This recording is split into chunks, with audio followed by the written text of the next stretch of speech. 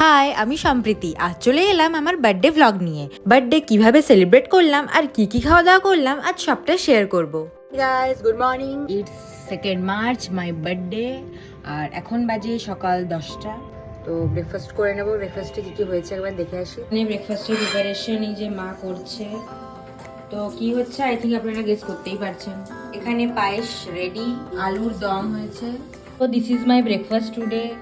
কড়াইশুটির কচুরি, আলুর দম, এখানে রয়েছে পায়েস আর 3 রকম মিষ্টি। জাস্ট ফাটাফাটি হয়েছে, লাজবাব। কড়াইশুটির কচুরি আমার মাঝে মধ্যে বানাতে চায় না, কিন্তু যখনই বানায় ইটস ধামাকেদার। তারপর স্নান টান করে এই ড্রেসটা পরে নিলাম। এটা আমি জুডিও থেকে নিয়েছি।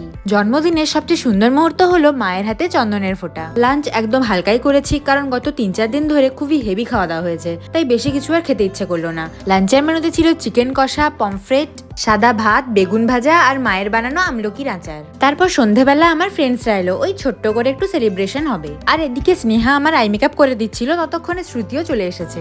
So now I am ready to cut my birthday cake. Happy birthday.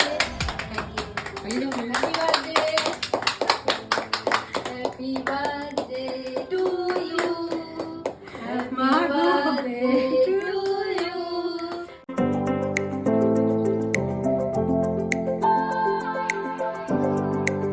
এরপর অল্প করে কেক টেক খেয়ে তারপর আমরা বেরিয়ে পড়লাম ক্যাফেতে যাওয়ার জন্য।